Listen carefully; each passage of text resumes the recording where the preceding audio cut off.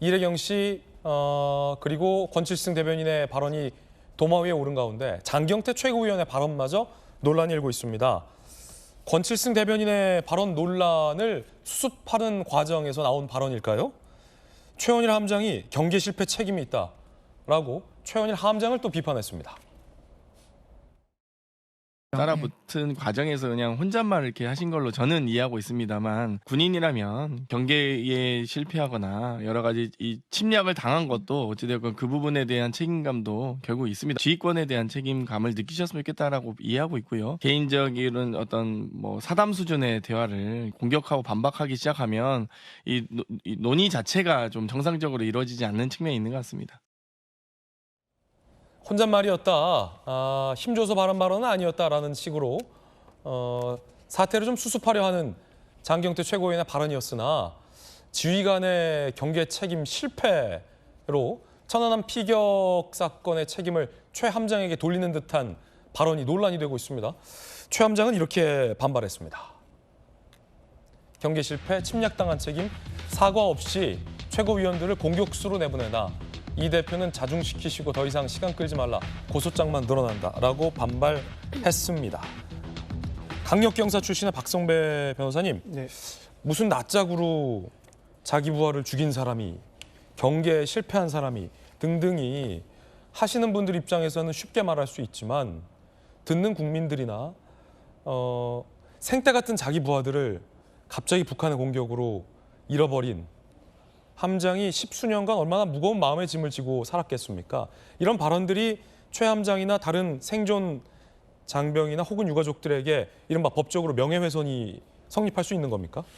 성립할 수 있을 것 같습니다. 네. 법적으로만 따져보면 우선 이래경 이사장의 천안함 자폭 발언은 명예훼손이나 모욕죄가 성립할 가능성은 낮습니다. 그 네. 이유가 단체에 대해서 일종의 자기의 의견을 표명한 것이라 구체적인 피해자를 특정하지 않은 단계다 보니 명예훼손죄가 성립할 가능성은 상당히 낮은데, 그 반면에 이 권칠승 대변인의 최원일 전 함장을 향한 발언은 명예훼손이나 모욕죄가 성립할 가능성이 상당히 높습니다. 상당히 높다. 구체적으로 최원일 전 함장을 지칭했을 뿐만 아니라 리더로서 원론적인 책임을 져야 한다는 취지로 항변을 할 것으로 예상하지만 그 의도와 무관하게 표현 자체를 두고 보면 부하들을 다 죽인다거나 무슨 XX짝이라던가 이 표현 자체가 그 문헌 자체로 일정한 의도를 수반하는 것으로 해석될 수 있고, 피해자 입장에서는 자신의 명예가 다른 사람들로부터 상당히 실추되었다는 감정을 느끼기에 충분한 발언이라 네. 굳이 법적으로 따진다면 명예훼손죄나 모욕죄가 성립할 가능성이 높은 것이 사실입니다. 이 문제는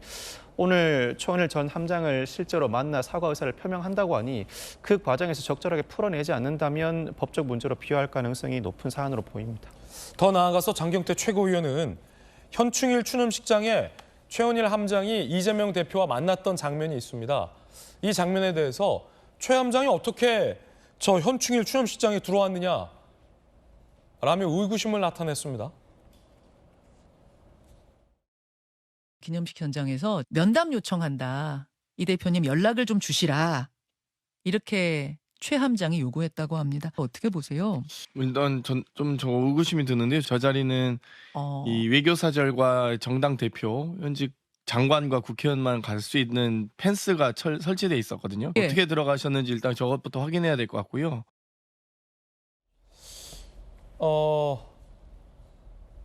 저기에 어떻게 들어왔냐. 현충일 추념식 장소입니다. 나라를 지키기 위해서 숭고한 삶을 바치신 분들이 주인공인 자리에 주인공이 왜 들어왔냐라고 묻는 격이라 어떻게 들으셨습니까, 두 분? 장경태 의원은 최근 정말 활약상이 눈부신 것 같습니다.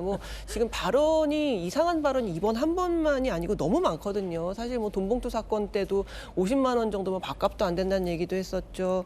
또 김남국 사건 때는 검소한 게 죄냐, 실제로 검소하다 이런 이야기를 했고, 이번에는 이제 저기 못 들어오는 데인데 어떻게 들어왔냐는 걸 먼저 알아봐야 된다고도 했고, 권칠승 대변인에 대해서도 그냥 사담으로 얘기한 거다. 그리고 실제로 저 최원일 함장에게 책임이 있다는 식으로 얘기한 거예요. 경계 책임을 제대로 못했고, 그리고 침략 당한 죄가 있다라는 거예요. 당한 죄가 있다라는 거예요. 당한 책임도 있지 않냐. 그럼 우리가 6.25 겪고 일제시대 겪은 게 다 우리 잘못입니까? 우리가 당한 우리가 잘못인 거예요. 그러니까 너무나도 이 방어를 하다 못해서 정말 자기의 정치적인 어떤 생각과 신념 자체가 이상한 사람이 아닌가? 라는 생각이 들 정도로 아주 해괴한 이야기를 하고 있어요. 근데 그 이유가 무엇인가를 좀 생각해 보면 전 그렇게 생각합니다. 그러니까 정치인이 공천 받는 거 중요하잖아요. 자기가 정치를 계속하고 자기의 정치적 뜻을 계속 펴기 위해서는 공천을 받아서 당선도 되고 국회의원도 계속 해야 되는 것인데 이분은 4년 내내 공천을 받기 위해서 정치를 한다는 그런 느낌이 들어요. 그렇기 때문에 이렇게 여러 가지 민주당의 악재와 정말 국민들에게 사죄해야 되는 부분에 대해서까지도 정말 이렇게 피해 쉴드라고 말하는 방어를 하고 있는 게 아니라 그게 왜 그렇겠습니까? 공천이 곧 다가오고 있고 나는 공천을 받아야겠고 이렇게 내가 민주당을 방어하기 위해서 애쓰고 있습니다를 보여주기 위한 것 아니겠냐. 그게 아니고는 저는 이 장경태 의원의 계속되는 실언과 망언들, 허언들이 잘 납득은 되지 않습니다. 천안함 함장에게 현충일 행사장에 어떻게 들어왔냐? 라는 의문을 제기한 장경태 최고위원에 대해서 김웅 의원이 이렇게 비판했습니다.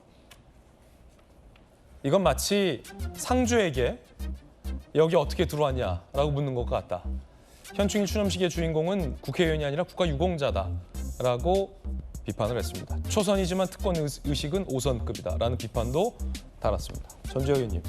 저는 저 말이 맞죠. 왜냐하면 현충일의 주인공은 당연히 나라를 위해서 희생하신 우리 국가 유공자 아니겠습니까? 그리고 사실 국회의원들은 오히려 손님으로 가 있는 거죠. 그런데 이제 그것을 가지고 마치 국회의원들이나 어떠한 그런 고위직에 있는 사람들이 주인공인처럼 그렇게 들리는 말을 했다는 것 자체가 매우 특권의식을 드러낸 말로 굉장히 부적절하고요. 그리고 아까 김수경 교수님 말씀하셨지만 사실은 이게 엄청나게 문매를 맞은 그 피해자한테 너 왜 맞았냐? 너 왜 바보같이 왜 맞았냐랑 똑같은 거예요. 그게 지금 최원일 함장에게 하는 얘기는 왜 공격당했냐? 공격한 사람이 잘못이지 가해자가 잘못이지 피해자가 잘못은 아니잖아요. 근데 장경태 그 최고위원의 발언은 정말 이 맞은 이 피해자한테 너 왜 피해 당했냐? 너 왜 바보같이 맞았냐? 이렇게 하는 거랑 똑같기 때문에 이것은 공감대가 훨씬 떨어지고요.